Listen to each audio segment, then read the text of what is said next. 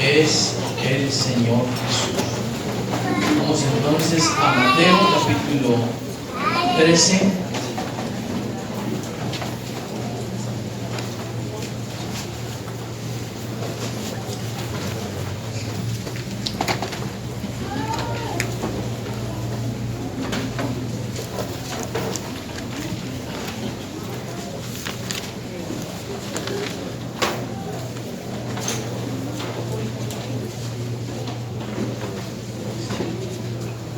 Verso 45 y verso 46. Amén. Mateo capítulo 13, verso 45 y verso 46. Dice: también el reino de los cielos es semejante a un mercader que buscaba buenas perlas. Habiendo hallado una perla preciosa, fue y vendió todo lo que tenía y la compró. Amén. Vamos a orar al Señor. El Señor entonces nos ayude, su palabra entonces llegue a nuestra vida y produzca en nosotros el resultado que queremos. Queremos una palabra que podamos interiorizar. Si la interiorizamos, entonces eso nos va a permitir a que reflexionemos. Y en la medida que nosotros reflexionemos con la palabra, pues automáticamente nos vamos a confrontar con ella. Y el resultado será excelente. En la medida que podamos decir, obedecemos la palabra del Señor. Queremos decir a aquellos que piensan que la Biblia es un libro más, que puede con lo que le pongan y que la escribieron los hombres falibles, queremos decirle que la Biblia sigue siendo la palabra de Dios. Su inspiración es única y los hombres que Dios utilizó, los utilizó en momentos distintos para el beneficio nuestro hoy. Digamos entonces al Señor que nos bendiga a través de su palabra. Señor, te damos gracias una vez más. Dios, estamos delante de ti, mi Dios, para exaltarte, para bendecirte, Señor Jesús. Usa estos labios de barro, mi Dios, para que tu palabra corra con poder y sea glorificada, oh Dios. Oh Dios, es en tu nombre, mi Dios amado. Amén y amén. Siéntese, por favor. Muy bien, recuerde que estamos estudiando las parábolas. Amén. Ya hemos visto, ¿cuántas hemos visto? ¿Cuántas parábolas hemos visto? ¿Cuántas? 3. ¿La primera cuál fue? La primera fue la No, señor. La viña. No la hemos visto. La viña. Tampoco. ¿La primera que vimos cuál fue? La viña. Bien. Muy bien. Recuerde que al finalizar estas enseñanzas, que son martes y domingos, La primera. entonces al finalizar vamos a tener un espacio para una reflexión de las preguntas sobre ellas y que usted pueda tener la bendición de llevarse para su casa una colección de hebreo y griego. Pero si ni siquiera sabemos, pues las primeras que cuando bajamos en la 10 o en la 15.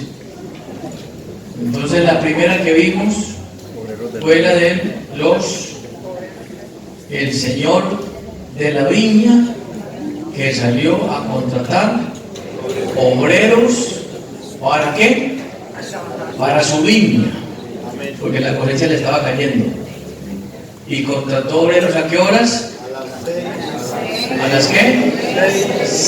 A las 5 no, a las 6 de la mañana, a las 9, a las 12, a las 3 y a las 5. Bueno, eso me gusta de la iglesia. Yo le quería llamar que ustedes son una iglesia única. Única. Uno hace ensayos en otras congregaciones y la gente queda. Usted es una iglesia única.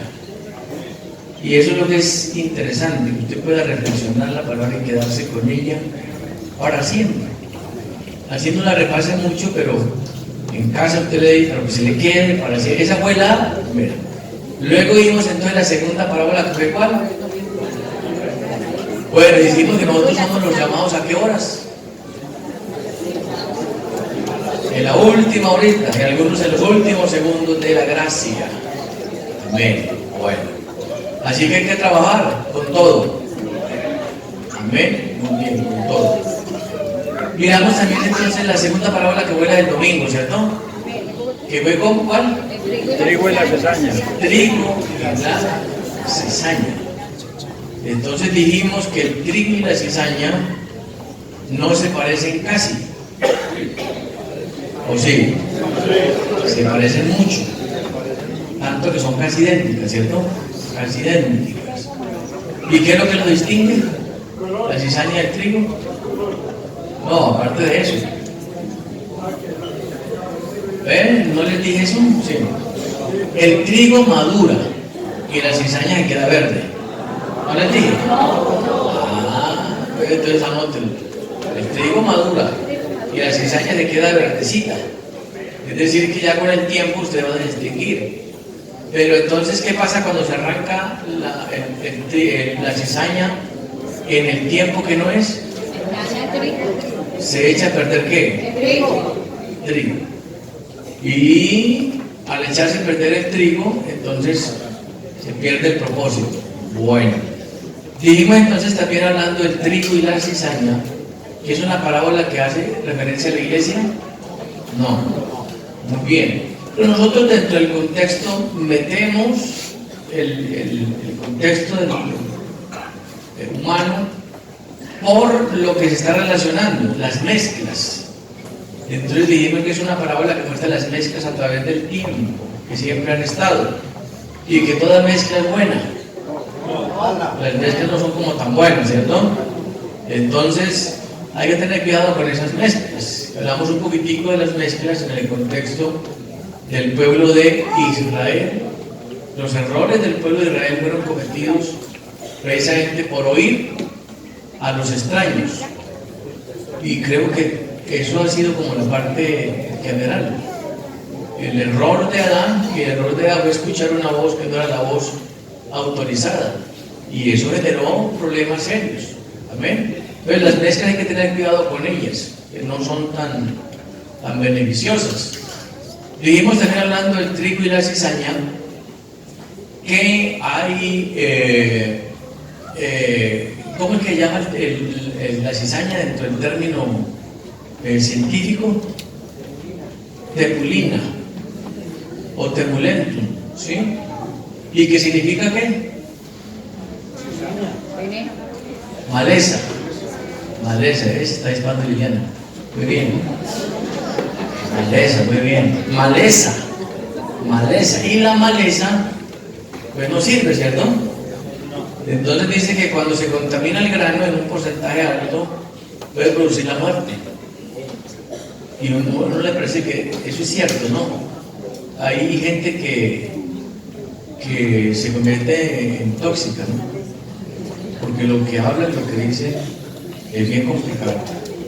Bien complicado. Entonces hay que tener cuidado con ese tipo de situaciones. Produce vómito y produce el paro cardíaco, porque el veneno es fuerte, y que a los únicos animales que no le hace daño es ¿a quiénes? A las gallinas, extraño, ¿no? A las gallinas.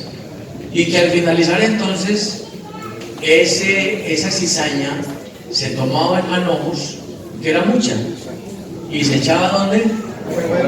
Al fuego, que servía en vez de leña,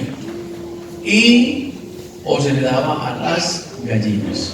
Entonces dijimos que en un contexto primario, esa parábola apuntaba exclusivamente al pueblo de Israel, para marcar la diferencia entre lo que se conocía como el resto santo, o la gente que se guardaba y la gente que no se guardaba, que está desde el Antiguo Testamento, y que el primer teólogo que habló de ella fue, ¿quién fue?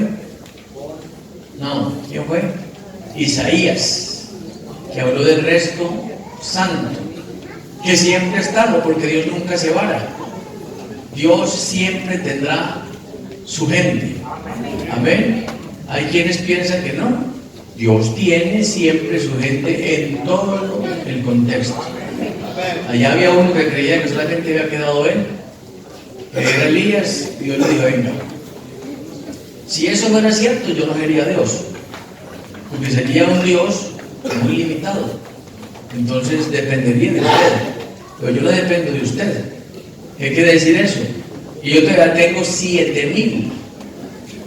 Eso es mucha gente que no han doblado sus rodillas, y él creía que era solamente él. Yo digo, tengo 7,000 como usted y de pronto mejores, que no han doblado sus rodillas. Porque hay veces que uno cree que los hombres que mencionan la Biblia fueron mejores que otros, pero hay hombres que la Biblia no menciona y no hicieron tanto hincapié, pero tienen un excelente recorrido. Por ejemplo, mujeres. Mire el caso de Débora, que es mencionada, pero mire el caso de Jael. Es bien interesante.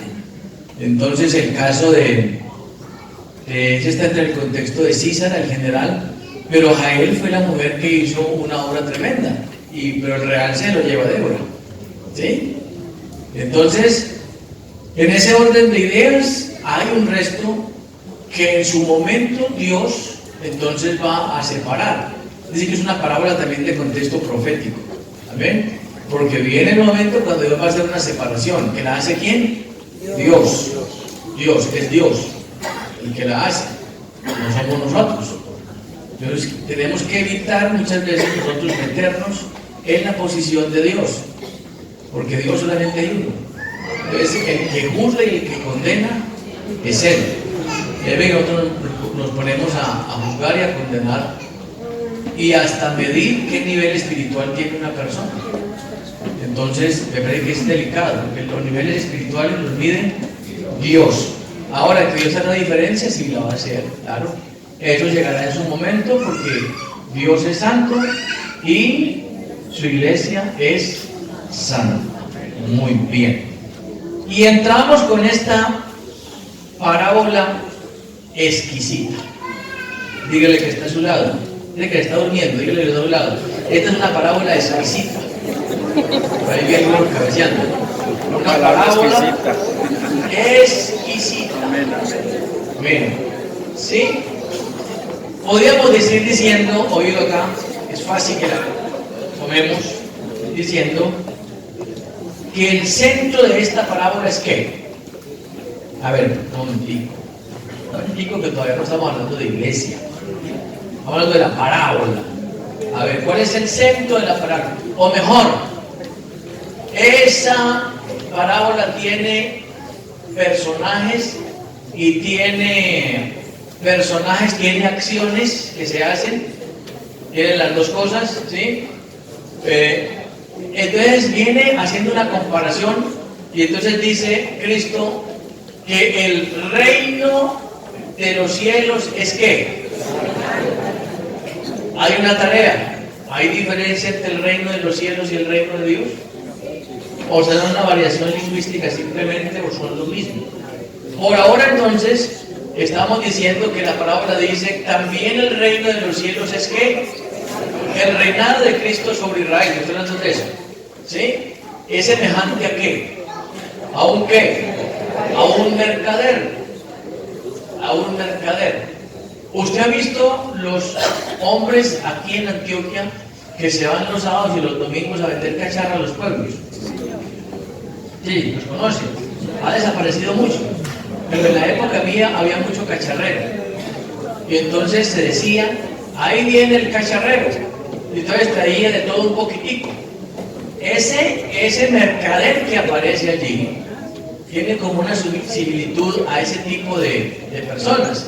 Es un mercader que tenía una dedicación. ¿Se dedicaba a qué? ¿A buscar qué? A buscar buenas perlas. Es decir, el centro de su trabajo era comerciar con qué? Con perlas. Con perlas. ¿Sí? Y lo que sigue el verso dice es que en algún momento se encontró una perla. Pero esa perla era ¿qué? Preciosa. ¿Y qué hizo él? Pues vendió todo lo que tenía. ¿Vendió qué? Todo lo que tenía. Todo lo que tenía. Yo quiero que usted se concentre aquí. Vendió todo lo que tenía, es decir, todas las perlas que poseía, con las cuales él trabajaba, las vendió todas. Y todo lo que él tenía en sí, lo vendió. ¿Y lo vendió para qué? ¿Para comprar qué? Esa perla preciosa. Le pregunto, ¿la parábola tiene algo que es céntrico ahí? ¿Qué es lo que es céntrico? ¿Qué es lo que es céntrico allí? ¿Qué es lo que es céntrico? La perla. Marina Zapata, ¿qué es lo que es céntrico allí? La perla. La perla. Es decir, la perla lo vale todo. ¿Qué será lo que vale todo? Salvación del Evangelio. Jesús. Interesante, ¿cierto? Lo vale todo. Lo vale todo. Y eso que lo vale todo, entonces lo compró. Oído acá. Tenemos que decir que el concepto de perlas es bien interesante. Normalmente los buceadores se dedicaban a hacerlo básicamente en el Mar Rojo, en el Golfo Pérsico y en el Océano Índico. ¿Sí? Las perlas tienen como una equivalencia hoy a las esmeraldas. Las perlas tenían valor. César, el emperador romano, regaló a la madre de Bruto, quien sería su futuro asesino, cuidado, le regaló una perla que valía 6 millones de sestercios. Se la transcribo a plata española, 20 millones de pesetas. Estamos hablando entonces más o menos de unos 59.000 millones de pesos colombianos. Valía esa. ¿Sí? Nuestra famosa Cleopatra, muy famosa, reconocida por su imperio, tenía una que valía 100 millones de sestercios. Estamos hablando de 330 millones de pesetas. Estamos apuntando más o menos a unos 924.000 millones de pesos. Para que compremos a Cuba casa por casa y nos queda plata. Y mucho. Una sola perla. ¿Sí? Una sola perlita. ¿Sí? Y dice entonces que este personaje dijo, esta perla lo vale todo. Y como lo vale todo, entonces voy a comprar esa perla. ¿Sí? Hay una versión que dice de la siguiente manera: Jesús dijo, el reino del Padre se parece a un comerciante que tenía un cargamento de mercancías, perlas, y encontró una perla. Aquel comerciante era prudente, vendió el cargamento de mercancías y compró precisamente esa perla. Es decir, entonces que el valor lo tenían las perlas. Muy bien. ¿Cómo se forma una perla? Oído pues. Sería imposible entender la parábola si no manejamos el proceso de formación de las perlas. Entonces, las perlas tienen un proceso de formación. Las perlas se forman en un animalito que se llama ¿la qué? La ostra. Bien. Una baba, su baba la Cuando una arenilla cae en el seno de la ostra, entonces normalmente ese es un cuerpo extraño que no forma parte de ella. Y cuando usted tiene un cuerpo extraño que no forma parte de su naturalidad, algo pasa. la expulsa. Bueno, me explico. Cuando usted tiene cálculos Los cálculos se forman como cuerpos extraños que no forman parte de su metabolismo, se generan por muchas cosas. Pero resulta que se van formando y se van convirtiendo en pequeñas piedrecillas que te van a golpear fuertemente. Inicialmente usted no la siente mucho, porque es un proceso de formación. Llámese cálculos en los riñones o llámese cálculos en la vesícula, son iguales. ¿Cuándo usted se da cuenta que tiene el problema? Cuando la piedrecita se mueve. ¿Sí? Cuando una piedrecita esa se mueve, entonces usted comienza a sentir, si es un hombre, los dolores de parto. Entonces, hay 3 dolores fuertes en el mundo. Los 3 dolores más fuertes en el mundo, los 3, son: el primero, hablemos de atrás hacia arriba, el tercero hacia arriba. Entonces estamos hablando de los cálculos. Los cálculos son considerados de los 3 dolores más fuertes.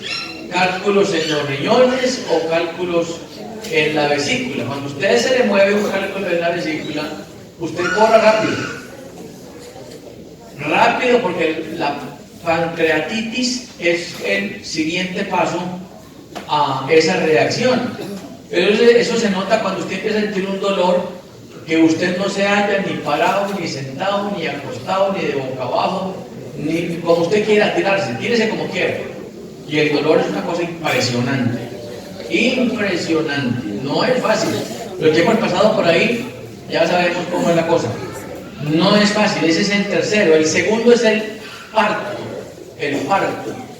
Por eso le aconsejamos a los hombres que nunca han visto nacer un hijo, a los jóvenes, cuando usted embarace a su mujer, métase también el quirófano para que vea cómo nace. Y si es que lo va a tener natural, métase para que vea cómo es la cosa, que no es tan agradable ni tan bueno, porque es una cosa complicadita. Algunas mujeres van a morir sin saber qué es ser mamá en ese sentido, porque les han hecho la cirugía, ¿sí? Pero cuando usted como mamá sabe qué es eso, entonces uno dice, bueno, en los amoríos, qué rico y qué bueno. Pero cuando viene el problema del parto, complicada la cosa. La enfermera, cuando vino mi primer hijo mayor, me dijo, venga mi hijo, métase acá para que usted sepa qué es tener un hijo. Y yo le dije, bueno, yo sabré desde la distancia, pero para intentar ese dolor solamente, pero uno dice, puje, puje, en casa, porque mi hijo mayor nació en casa, o agadita en sudor y ese dolor ahí, puje, puje, tienen el niño y muchos días se desmayan, porque el dolor es fuertísimo. Y uno dice, Dios mío, ¿cómo es tan tremendo? Pero aquí en Cuba estaban haciendo una campaña aquí, yo era evangelista nacional, y estaba en una campaña en un sector acá, cuando me agarraron un cólico terrible. Me metí al hospital que estaba aquí detrásito, y pegadito acá. Me metí a ese hospital, me hicieron la revisión y me dijo, usted tiene cálculos en los riñones. Le dije, qué cosa tan terrible es eso. Es un dolor terrible, y el dolor más fuerte que hay es el infarto directo al miocardio. Bueno, tan duro que de una vez. Entonces dirá, ¿por qué es interesante eso? Por la formación de la perla.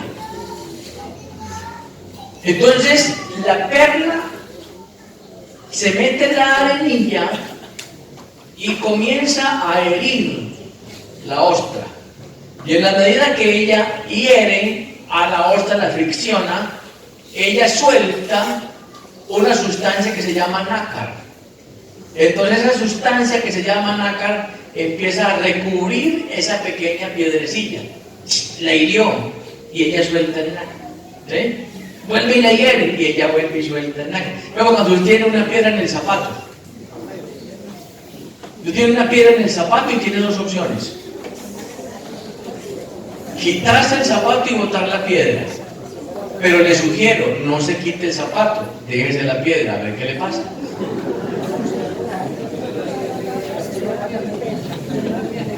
Porque es un cuerpo extraño que hace parte de su metabolismo normal. Te va a romper el pie y te va a herir y te va a producir gas. Es que es cosas tan sencillas, normales. No te tratas, te produce una gangrena y te mueres. ¿Sí?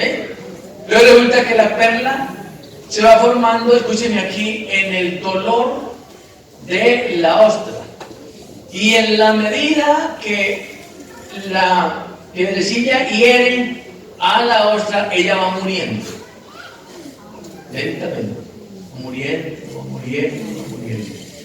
Cuando la perla se forma, ella muere.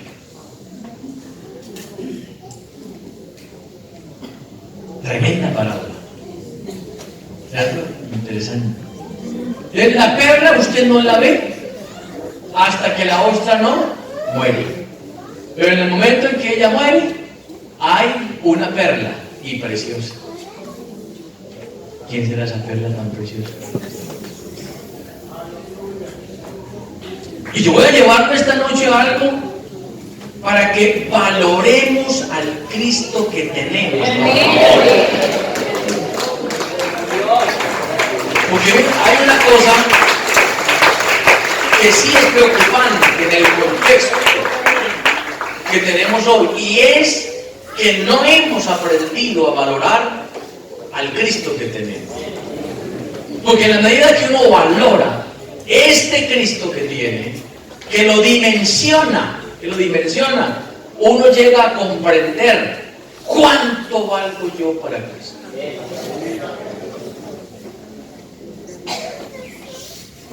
Quiere decir que si el hombre normalmente entendiera el valor de lo que es ser salvo y el valor de lo que es el infierno, la gente correría a salvarse. Porque la gente no entiende qué es el infierno. La gente cree que el infierno es el que se muere ya. No. Esa es una situación tremenda, horrenda, como también es inmensamente grande la salvación.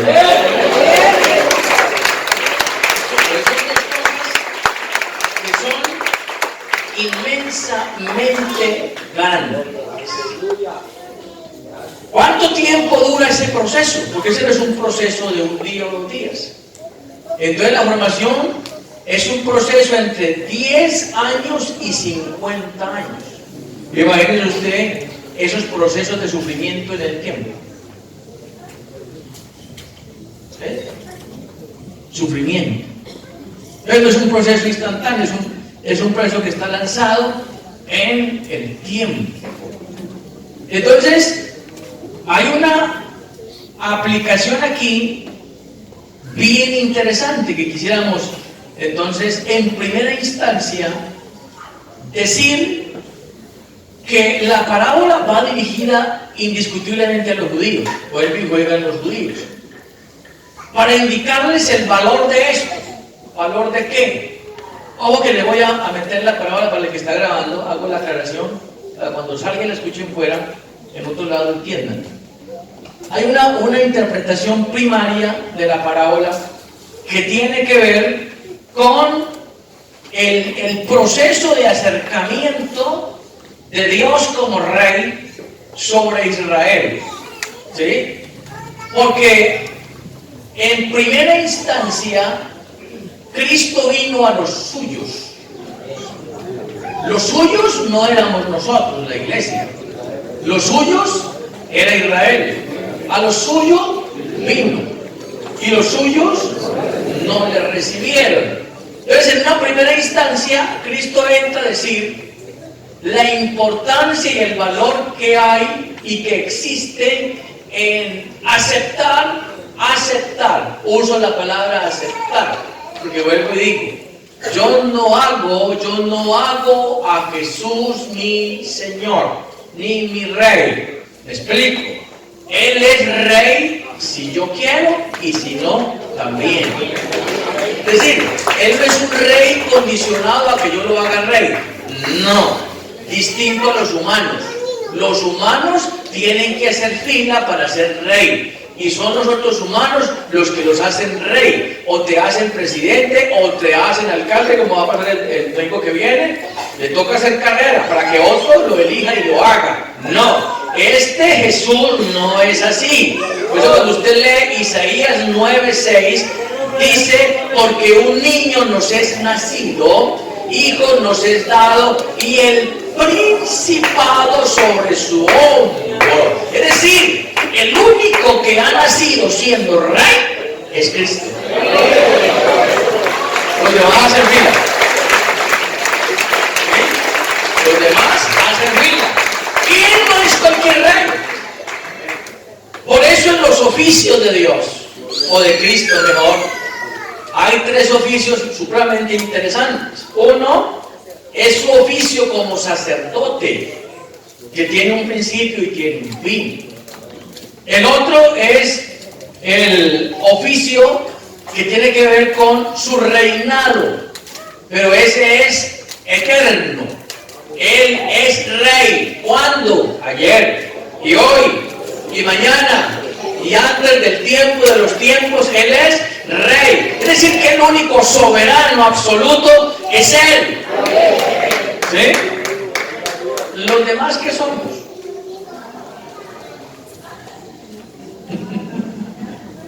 Los demás, ¿qué somos? Es decir, el rey es Él. Amén. Por eso es tan importante un culto. Por favor, concéntrese con esto. Es tan importante un culto. Si a usted le dijeran, mire, hermano de la iglesia, acaba de pasar por esa puerta el presidente de los Estados Unidos y está aquí en Cuba, ¿usted qué haría? Como que nada. Automáticamente usted voltea la cabeza para allá. Créame que usted la voltea y no me diga mentiras. Que yo ya estoy quedito. Usted inmediatamente, ¿quién? ¿Quién? El presidente. El más, escuche esto. Esa relación presidencia o cargo jerárquico frente al que no lo tiene es complicado. ¿Qué haría usted si necesitara una cita con el presidente de los colombianos? Le pregunto, ¿lograría usted entrevistarse personalmente con el presidente de los colombianos? Le digo, la hermana cosa necesita, yo la veo muy complicada. Puede que lo logre en el tiempo, puede que sí, pero así le toca mover política por todos los lados mismos. Por todos los lados, pues, y eso que la veo muy difícil, porque normalmente le dicen, ¿quién es? Bueno, que la tienda por allá el 15 en el rango hacia allá atrás, a ver qué es lo que quiere, y eso que ni sabrá, ni le transmiten absolutamente nada. Pero escuche lo que le voy a decir. ¿Sabe usted que el Rey de Reyes está en la vida?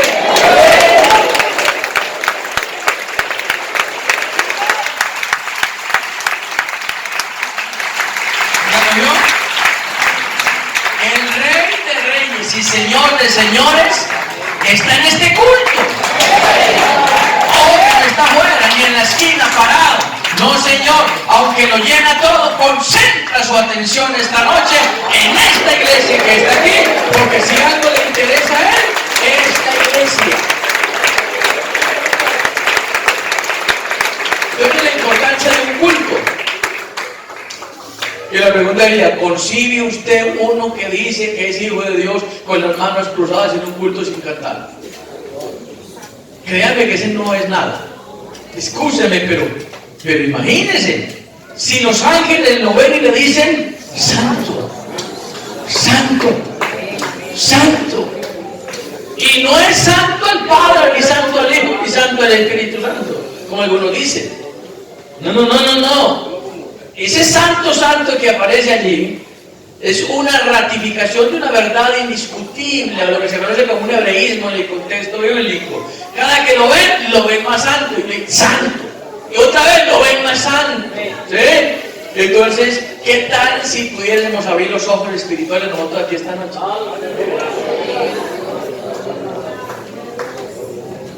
Por eso hay cosas que anhelan los ángeles, pero no las pueden hacer. Por ejemplo, la predicación del Evangelio no la pueden hacer los ángeles, aunque quisieran, no pueden. Porque el Evangelio ha de proclamarse en aquellos en que el Evangelio ha hecho un efecto. Amén, amén. De lo recibido de su mano. Y no solamente salud ni vida, es también salvación. Es decir, que el salvo proclama el Evangelio. El que tiene salvación le dice a otro, mira, Cristo te ama y te quiere salvar. No es de los ángeles, es de la iglesia. Amén. Entonces esta parábola en un contexto primario cercano está mostrando el valor que tiene el acercamiento del reino, ¿sí?, y del rey para un pueblo. Porque la preocupación de Israel era esa: Señor, restaurarás el reino en este tiempo. En otras palabras, te vas a volver a constituir para nosotros en nuestro rey en este tiempo, porque recuerde que Dios fue rey para Israel. Y fue rey en una teocracia en un tiempo antiguo. Pero el hombre dijo: no te queremos más como rey. Y como consecuencia de ello, ¿qué vino? Una catástrofe para el pueblo. Pero ellos pensaban: se va a volver a reconstruir ese reino, vas a volver a ser rey para nosotros. Por eso cuando la Biblia dice el reino de los cielos se ha acercado, lo que está diciendo es que ese rey se acercó a ellos para que fueran su reino y mostrarles el valor de lo que es el reino y de lo que cuesta. Para ellos desafortunadamente no entendieron. Porque lo que el texto dice: cuántas veces quise juntarte, como la gallina junta sus polluelos debajo de sus alas, y no quisiste. Pero qué rico con la iglesia, ¿no? ¿Alguien aquí ha aceptado a Jesús como su rey? Sí. ¿Usted ha aceptado a Jesús como su rey? Amén. En un contexto primario la palabra junta ya, ¿sí? En un contexto primario también apunta al valor del evangelio y su obra con el hombre. Cuando el hombre se encuentra con el evangelio, su vida le cambia y lo deja todo por el evangelio. ¿Todos sentaditos aquí? ¿Lo hemos dejado todo por el evangelio? ¿Sí? ¿Seguro? Porque por ahí hay algunos que todavía tienen mezclitas. De lo de afuera y de lo de adentro. Pero aquí se dio todo. En otras palabras, somos. ¿Sí? Pero se lo meto dentro del contexto nuestro hoy, para que usted se dé cuenta hacia dónde apuntamos con esta parábola. Vamos a mirar entonces en primera instancia el mar, porque ¿dónde se forma la perla? En el mar. En el animalito, pero el animalito está ¿dónde? En el mar, ¿cierto que sí? Dentro del contexto bíblico, ¿qué significa el mar para la parte bíblica? Entonces, significa o habla de los pueblos, de las multitudes o de las personas. Isaías capítulo 17, verso 12 y verso 13 dice: hay multitud de muchos pueblos que harán ruido, ¿como qué? Y murmullo de naciones que harán alboroto, ¿como qué? Como bramido de muchas aguas, como bramido de muchas aguas. Verso 13: los pueblos harán estrépito como de ruido de muchas aguas, pero Dios los reprenderá y irán lejos, serán ahuyentados como el tamo de los montes delante del viento y como el polvo delante del torbellino. Lo que estamos diciendo es que el mar en el contexto bíblico habla de pueblos, de personas, de multitudes. Apocalipsis capítulo 17, verso 15. Dice: me dijo también, las aguas que has visto donde la ramera se sienta son pueblos, son muchedumbres, naciones y lenguas. Cuando la Biblia me habla del mar, me habla de eso, de pueblos, de multitudes, de naciones. Isaías 57 y el verso 20. Pero los impíos son como el mar en tempestad, que no puede estarse quieto, y sus aguas arrojan cieno y arrojan lodo. En el contexto nuestro hoy, posmoderno, lo que estamos manejando ahora nosotros, estamos diciendo que el mar representa las personas, las multitudes. El mercader, en nuestro contexto, podríamos decir que representa a Cristo. ¿Sí? El que está buscando la perla o las personas es Cristo. Lucas capítulo 19 y el verso 10. Porque el Hijo del Hombre vino, ¿a qué? ¿Qué es lo que estaba buscando? Estaba buscando el sol, la luna, las estrellas, los edificios, los carros. ¿Qué es lo que estaba buscando? Vino a buscar y a salvar. ¿Qué? ¿Y qué era lo que se había perdido? ¿Qué era lo que estaba embolatado? El hombre, el hombre, el hombre. San Juan capítulo 3 y el verso 16. ¿Cuánto vale el hombre en el propósito de Dios? En el pensamiento de Dios. Y yo quiero que usted hoy se dé el valor que tiene. Necesito que todos los que están aquí, ojalá estuviera esto aquí lleno de la iglesia. Necesito que absolutamente todos me miren ahora. Todos, y todos son todos, aquí atrás. Mírenme por favor. Yo quiero decirle a usted algo. Se lo voy a decir claro. Nos toca aprender a entender el valor que tiene. Ese es un valor inmenso. No estamos hablando de tu ropa sencilla o de tu casa sencilla, no.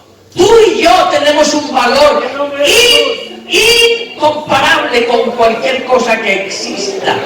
Tú lo vales todo para Dios. Somos únicos en Dios. El valor que tenemos hoy, escúcheme, el valor que tenemos hoy no lo da el carro que tenemos nuevo, ni la casa, ni la finca, ni la cuenta bancaria. El valor que tenemos hoy lo ha dado el mercader Cristo, que lo dio todo por nosotros. Todo por nosotros. Dile al que está a su lado, Él lo dio todo por mí.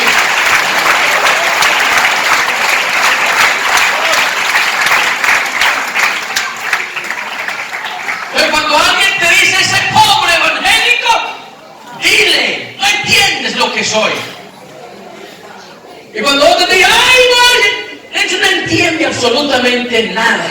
Porque si Él es mi rey, y yo he aceptado su reino sobre mí, y soy su hijo, yo soy un príncipe. Y los príncipes andamos con altura, vestidos con altura, caminamos con altura, le damos altura al rey. Esos somos, ¿no? Aleluya. Y mira el valor, porque de tal manera. ¿Qué es lo que hizo? Amó Dios, mundo aquí personas, que ha dado a su Hijo unigénito, para que todo aquel que en Él cree no se pierda. Pregunto, ¿nos amó? ¿Nos ama? ¿Cuánto valor tenemos?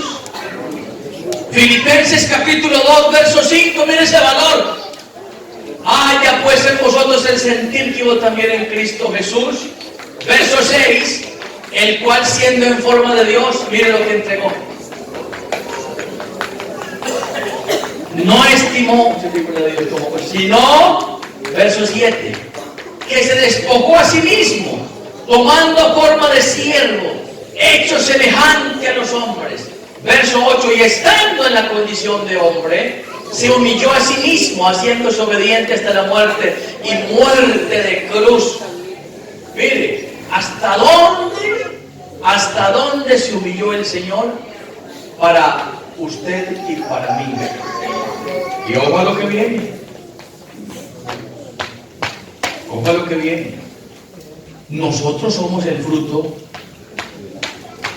de la muerte de Cristo en el Calvario. Isaías 53 y el verso 11 dice, verá el fruto de la aflicción de su alma y quedará satisfecho. Por su conocimiento justificará mi siervo justo a muchos y llevará las iniquidades de ellos. Quiere decir entonces que esta iglesia ha costado. Ojo aquí, esta iglesia costó. Y costó demasiado. ¿Cuánto vale la iglesia para Cristo? Por eso quiero decirle, esta iglesia es intocable. Escúchalo lo que estoy diciendo. Esta iglesia para Cristo es intocable. Escúchalo. El que toque con esta iglesia está en gravísimos problemas. Pero gravísimos problemas. Porque esta iglesia es intocable. Esta iglesia es la niña de sus ojos.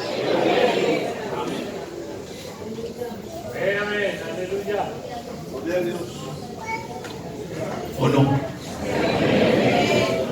¿Costó? Voy a decirle por lo menos rápidamente 35 cosas tremendas en ese costo de comprar esa perla. En la manifestación de Dios en carne, nació en una pesebrera maloliente. ¿Alguien aquí ha nacido en una pesebrera? Por favor, levante la mano. Estamos hablando del Rey de Reyes. Y mire dónde nace, en una pesebrera maloliente. 2. Herodes quiso matarlo. No le digo los textos que nos largamos. 3. Pasó noches en vigilia y sin comer. 4. Cansancio de fuertes caminadas. Se sometió a ser tentado. No tuvo donde recostar su cabeza. Siendo la verdad, lo trataron como mentiroso. Sus prodigios se los atribuyeron al diablo. Lo iban a echar por un despeñadero. Lo confrontaron con la poder, satirizado por sus hermanos. Un cercano lo traicionó. Fue hecho prisionero. Lo echaron en el calabozo hecho en la roca en invierno. Era invierno y pasó la noche sin abrigo. Lo cuestionaron solo para acusarle. Escupieron su rostro reverentemente. Le echaron esputo sobre su cara. Le dieron bofetadas en su mejilla. Le desnudaron despojándole de su ropa. Partieron sus ropas y las repartieron. Jugaron y echaron suerte sobre él. Pusieron sobre su cuerpo trapos sucios. Lo injuriaron diciéndole: ¿quién te ha golpeado? Hincaban delante de él la rodilla para hacerle burla. Lo desafiaron diciéndote: bájate de la cruz. Pusieron en sus hombros una pesada cruz. Lo escarnecieron diciéndole: si a otro salvó, sálvate a ti mismo. Traspasaron sus pies y sus manos con clavos. Pusieron una corona de espinas sobre sus sienes. Un ladrón lo injurió y le dice: sálvate a ti mismo. Un soldado le abrió su costado, con una lanza le salió agua con sangre. Le arrancaron su barba, le dieron hiel con vinagre para calmar su sed. Hicieron con él, mire, insultando su dignidad, soltando al malhechor y dejándolo a él condenado. ¿Cuánto vale la iglesia para Cristo?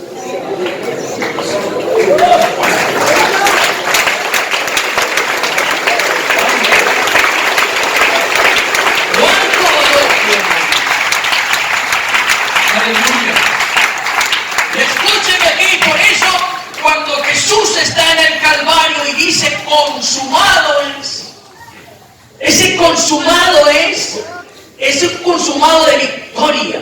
Pero cuando él dice consumado es, entonces sale a la luz algo tan grande que estremecería, escúcheme esto, todo el pensamiento diabólico de Satanás. Porque cuando él dice consumado es, sale a la luz una perla de un valor preciosísimo llamado la iglesia de Jesucristo. No hay iglesia, escúcheme esto, no hay iglesia sin Calvario.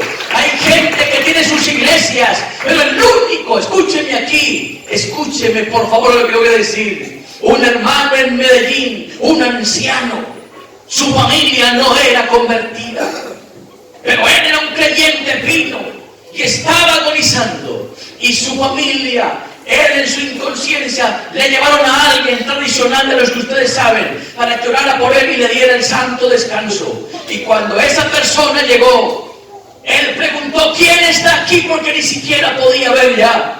Dijo: el que le va a dar el descanso. Y le dijo: acércate a mí, dame tus manos. y le tocó sus manos. Bájate un poquito. Y le tocó la cabeza y le dijo, tú no puedes darme descanso, porque el que me da descanso a mí tiene sus manos traspasadas y su cabeza ordenada.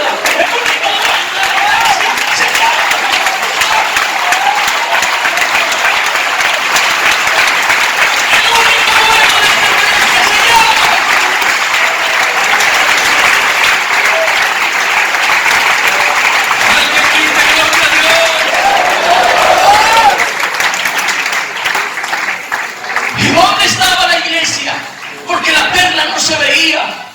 ¿Dónde estaba la iglesia?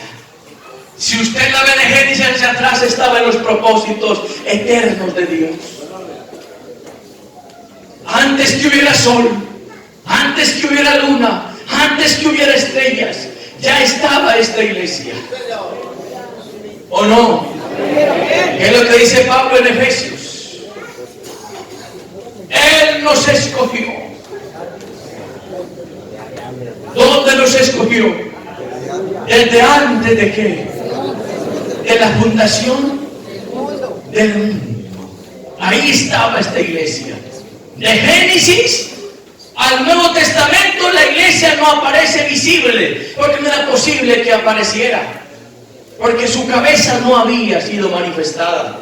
Pero estaba la iglesia tipológicamente. Usted se encuentra la iglesia en los tipos, en los sacrificios de un cordero y una cordera que se hacía en el Antiguo Testamento. Ahí estaba la iglesia. ¿Sabe por qué? Porque para que un pecador sea ganado se necesita la iglesia. Él es el cordero, pero hay una iglesia que proclama esta palabra. Por eso nosotros, hermano querido, tenemos una responsabilidad inmensa. La gente afuera se está muriendo, están agonizando, y el antídoto lo tiene la iglesia. Por eso un creyente que no habla la palabra es un creyente que no tiene acceso a las coronas que Dios ha establecido. Porque hay coronas para el que gana almas, y no se ganan las almas con la boca cerrada. Las almas se ganan abriendo la boca, diciéndole: amigo, Cristo te ama y te quiere salvar. Ahí estaba la iglesia. Pero en el Nuevo Testamento aparece semejante perla. Y es tan valiosa que Cristo le dijo al diablo: en mis manos están. ¿Qué es lo que él tiene en su mano? ¿Qué es lo que tiene en su mano? Todo esto es de él. Pero hay algo que él tiene en su mano aquí. Y eres tú y soy yo. ¿No dice San Juan que estamos en las manos de él? ¿Sí? Imagínense en las manos de él. Como quien dice: aquí la tengo, tóquelo pues. Miren usted. Eso es lo que tenemos que nosotros valorar hoy.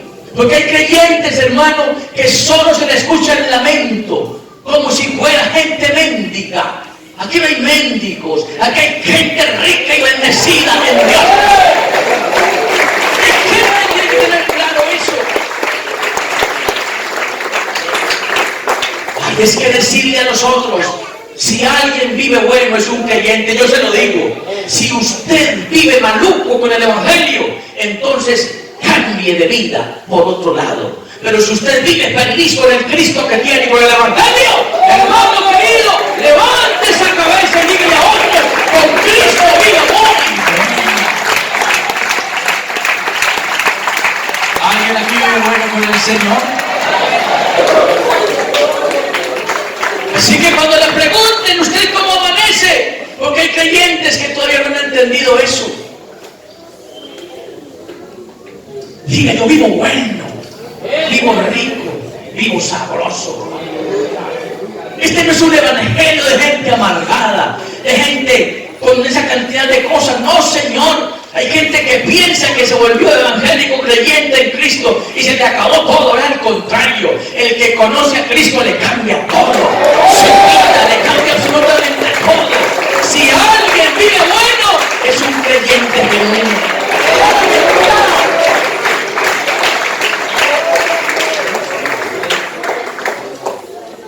Hay una perla visible hoy para el mundo. con un valor incalculable. Y por eso Cristo dijo, y las puertas del Hades no prevalecerán contra ella.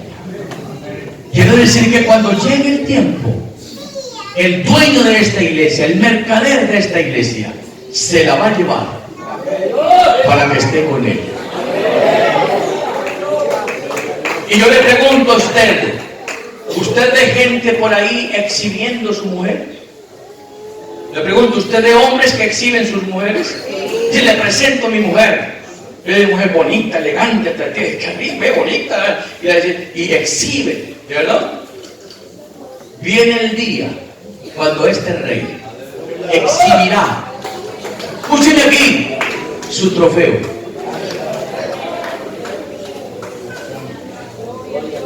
Lo compró él. Él lo compró. Precio de sangre. Porque él es el dueño de esto. Él lo redimió con su propia sangre. No fue con sangre prestada o ajena, fue la suya propia. La redención de él es legítima. Somos hijos de él y su redención es legítima. Somos su propiedad exclusiva. Exclusiva de él. Y él dijo un día, voy pues a preparar lugar para vosotros, para que donde yo estoy, vosotros también estéis. Y ese estéis que está en el futuro, lo tenemos cerquita. Y puede ser que esta noche lleguemos al final de los finales, al ciclo donde el mercader va a decir, subid acá, y su tesoro precioso pegará un salto de esta tierra para estar con él arriba. Y escucha lo que le voy a decir, va a exhibir su iglesia, porque usted y yo nos vamos a casar donde nadie se ha casado. Ya somos su esposa, eso es cierto, pero esa boda está en el futuro, no se ha efectuado todavía. ¿Alguien aquí se siente esposa del esposo? ¿Alguien aquí dice, yo soy la esposa de ese esposo? ¿Sí? Y recuerde que esa esposa tendrá un vestido único, lino fino, blanco y resplandeciente. Es una esposa con unas características únicas y especiales.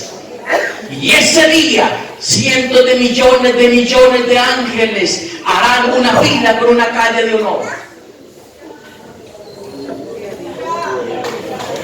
Los ángeles estarán en silencio, los arcángeles en silencio, serafines en silencio, querubines en silencio. ¿Qué es lo que pasa? Se ha tocado una trompeta y hay una voz que dice, subid acá.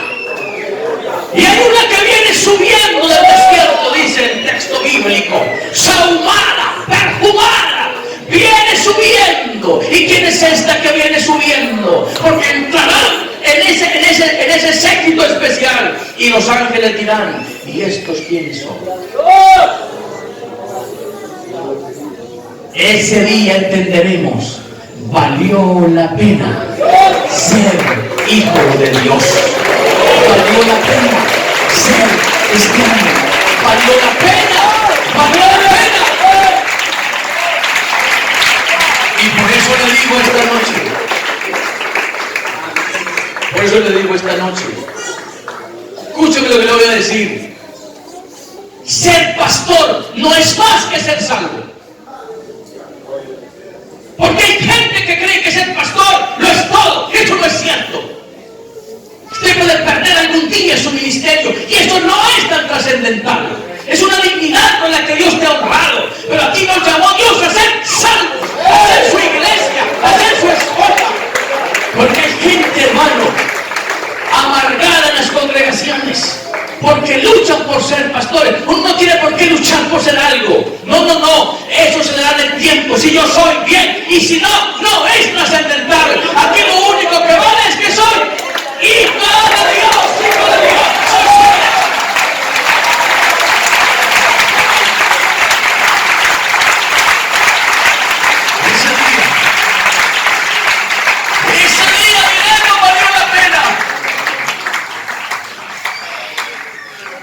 conozco gente que se les acabó el mundo porque ya no son pastores y se acabó todo.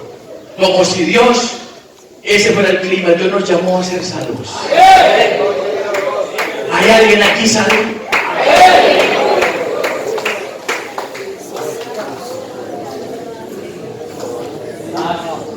Y vendrá la exhibición de esa iglesia, porque el cielo se abrirá y aparecerá la figura de uno.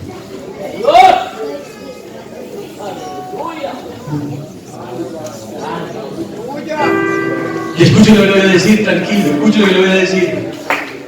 Habrá quien prenda su televisor y no aparecerá Yo Me Llamo. Aparecerá la figura de uno que viene descendiendo. Escúcheme aquí. Todos los circuitos cerrados de televisión, todos los satélites del mundo estarán enfocados en un solo suceso. ¿Quién es este? Y créanme que lo van a enfocar bien de frente. Y van a preguntarse: ¿quién es ese? Que sus cabellos son blancos como la blanca lana, indicando que es el anciano de días, el omnisciente. ¿Quién es ese que tiene un cinto que dice Rey de Reyes y Señor de Señores y atraviesa su pecho? ¿Quién es ese que está vestido hasta los pies, indicando que es el sumo sacerdote? ¿Quién es ese que sus pies son como el bronce bruñido, indicando que es el juez de todos? ¿Quién es ese que su rostro resplandece como el sol en su fuerza? ¿Quién es ese que viene descendiendo? Y alguien dirá: ¿y quiénes lo acompañan? Porque viene un séquito de millones, no son 2 o 3, hay gente que dice 4 o 5 pelagatos.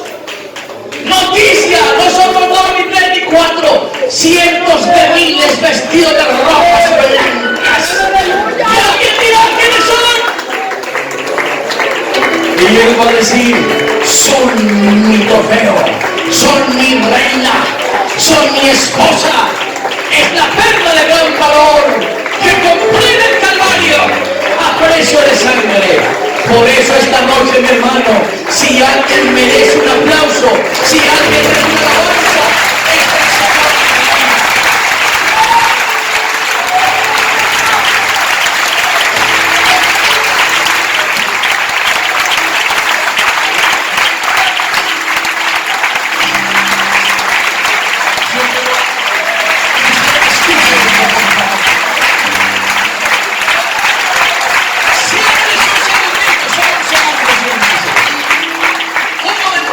el Señor. Escúcheme, por favor. Yo quiero decirle algo esta noche. Impregnémonos de Cristo. Que sus poros y los míos transpiren olor a Cristo. Porque vale la pena esto.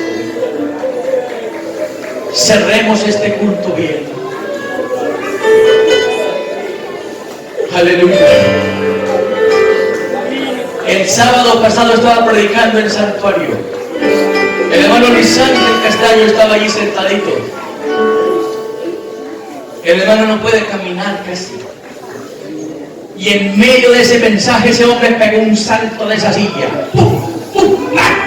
Se tiró al suelo y se paró y empezó a caminar.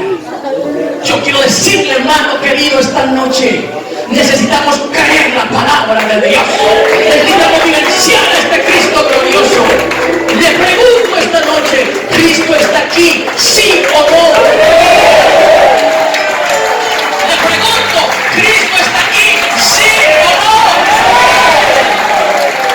Si Cristo está aquí, yo voy a invitarle. ¿Sabe cómo hace uno cuando hay algo de honor? Se coloca de pie y lo aplaude. Si Cristo está aquí, lo invito a que se coloque de pie. ¡Oh, Señor!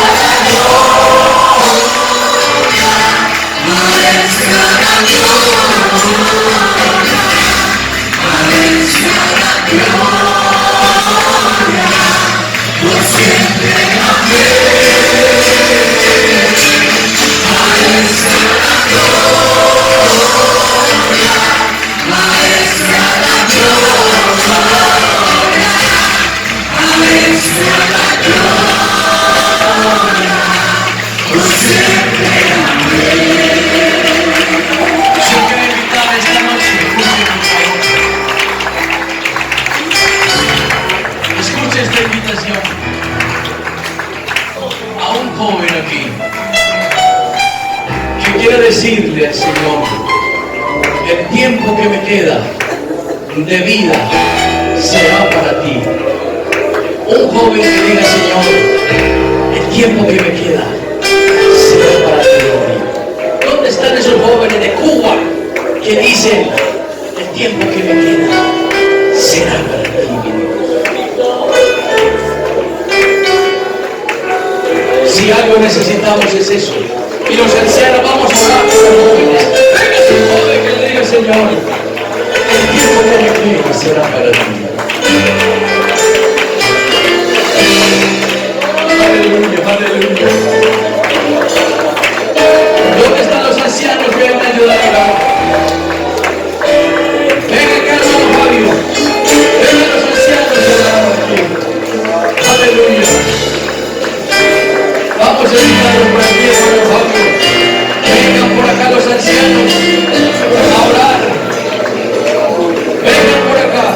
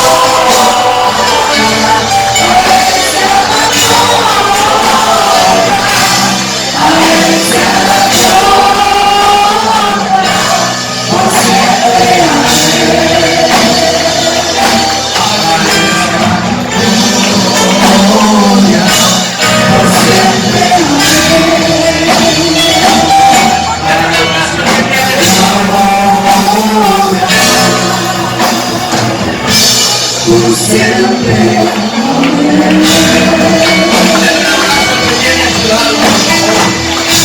Dios te bendiga, Dios te bendiga.